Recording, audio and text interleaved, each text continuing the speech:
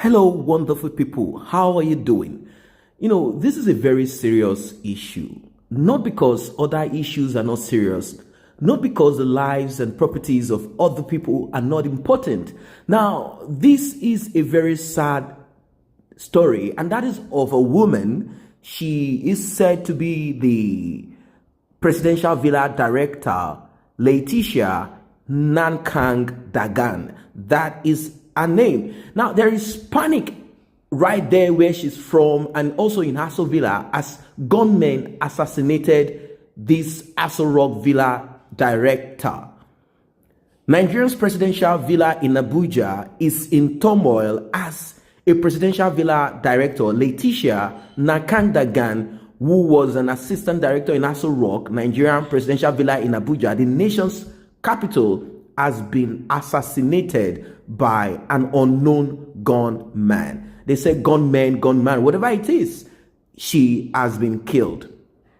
Now, the report is that Jalal Arabi, the permanent secretary, State House Abuja, made this known on Tuesday, February 18th, saying that the 47-year-old woman, Dagan, from Plateau State, most people in Plateau State are Christians.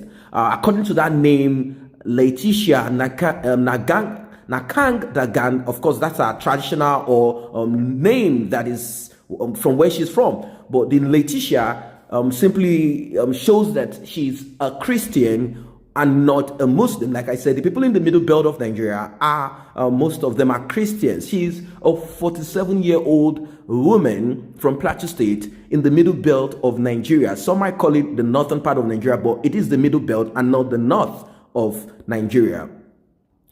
Now, this woman worked in our office on Monday, February 17 till 8 p.m. But by 11 p.m., she was gruesomely murdered in her apartment by an unknown person.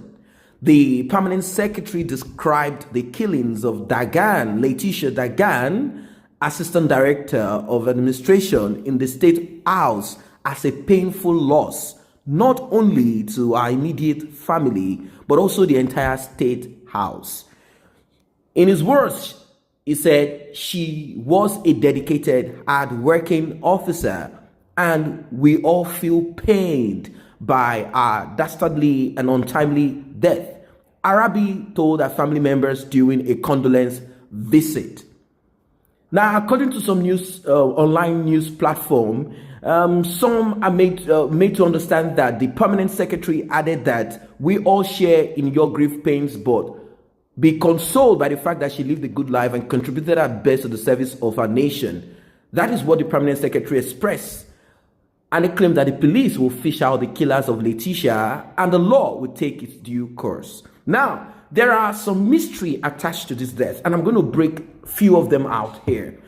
They claim that this is a high-profile killing, a political killing, a killing that has to do with some personal vendetta. And they claimed that this allegedly is linked to the memo that got leaked out. And this memo has to do with the chief of staff, Abba Kyari, the man that he claimed is one of the people running the show in Nigeria and not Jubril al-Sudani, according to IPOB leader Mazen Nnamdi Kanu, or Major General Muhammadu Buhari, retired, the president of Nigeria, that oftentimes goes to the United Kingdom for some medical treatment back and forth.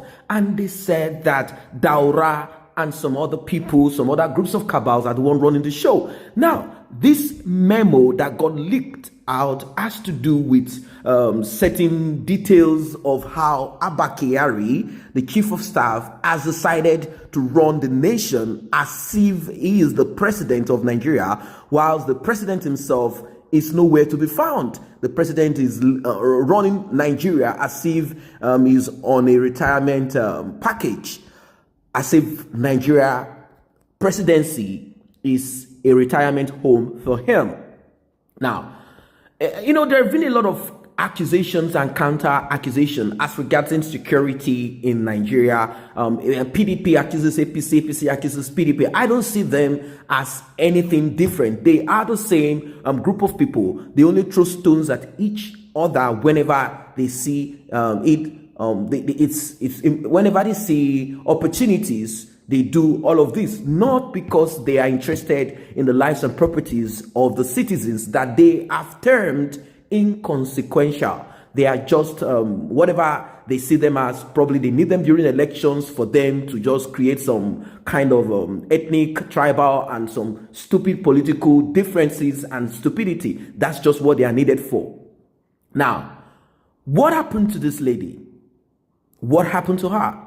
How come she was gruesomely murdered? Even though there are some tie-ins, there are some stories that is kind of tying her up to the issue of the leaked memo. Now, the leaked memo, like I said, contained some information. And this leaked memo was a memo written by Babagana, Major General Babagana. And this Major General Babagana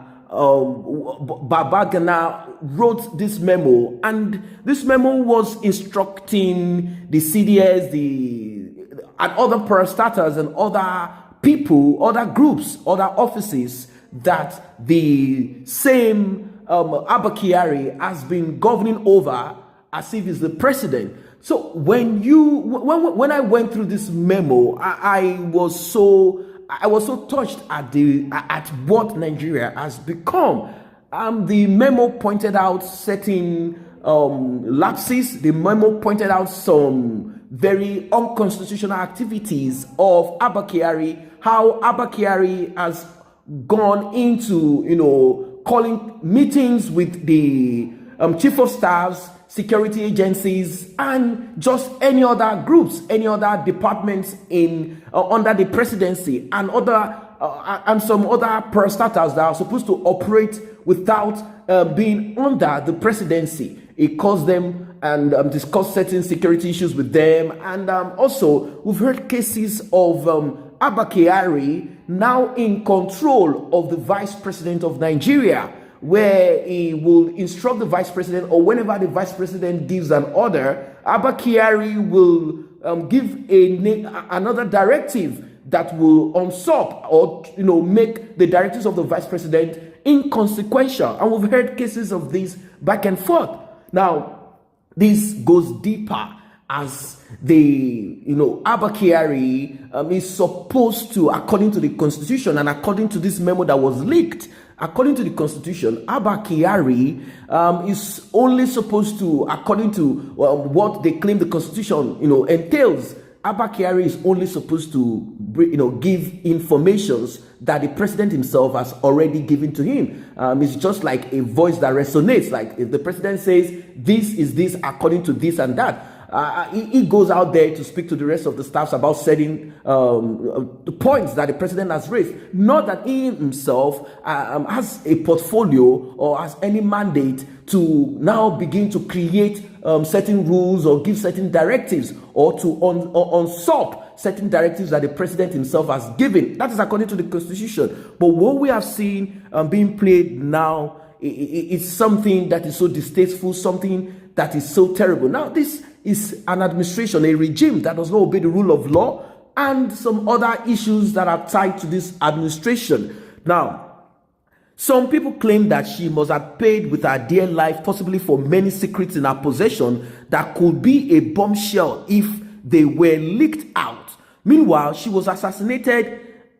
Is it in R0CK or outside of R0CK? It doesn't matter. She was assassinated, as they said, as regards the information that she has and certain information that they claim she actually revealed and got them all leaked out. This is a very terrible thing. This is a very terrible time. So when you look at all of this, it is so impossible for this country to continue the way it is. This country has expired, and a lot of lives and properties and a lot of issues are ongoing. Now, how do you think there is going to be proper investigation to continually look into deaths that are so high profile deaths and some political deaths, and the one such as this one, it's quite unfortunate that before this woman was murdered, she couldn't have brought out more information. And even if she had done that, there is definitely going to be a fifth columnist that is going to come out to debunk all of these allegations and information that she's definitely going to bring out there. Now, some claim that the police have arrested 2 suspects for the murder of R0CK director. And that's just a story that we are having out there. But whatever the case is, I'm going to keep you guys posted. Not because the death of this presidential villa director, Letitia Nakang-Dagan, is the most important. Like I said, every life is equal. It could be that man in the village, that little boy there in the south, in the east, and all of that. It is very important. So we are not just going to discuss death that has to do with political figures as if they are the most important people. We are going to discuss life, celebrate life, and also point out certain lapses and certain evil that are ongoing in the system. Not only Buhari's administration or regime or Jubril al-Sudani regime, about previous administrations and things that are ongoing and the way forward. So what do you think about this? This woman, they claimed she leaked the memo, and probably she has some other more memos and information that she has within her reach. And she might probably want to leak that out. And she was murdered gruesomely.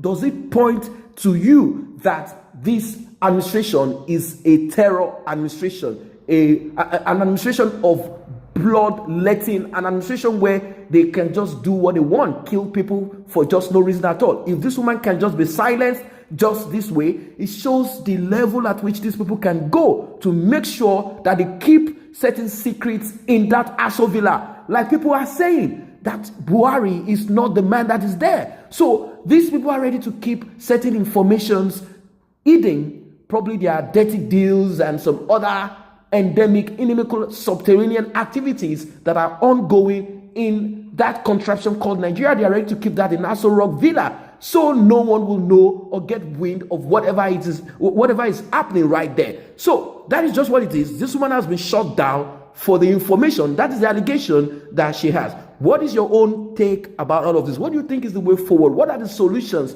about this insecurity and issues that have so pervaded the regime of Buhari and the Nigeria itself as an expired contraption? Let us know that in the comment section below. And while you're that, if you are not a member of this channel, we can both grow it together by you tapping on the subscription button and the red notification icon bell below. It will alert you whenever videos are uploaded. And if you are already a member of this channel, I say a very big thank you for the support. Thanks for stopping by.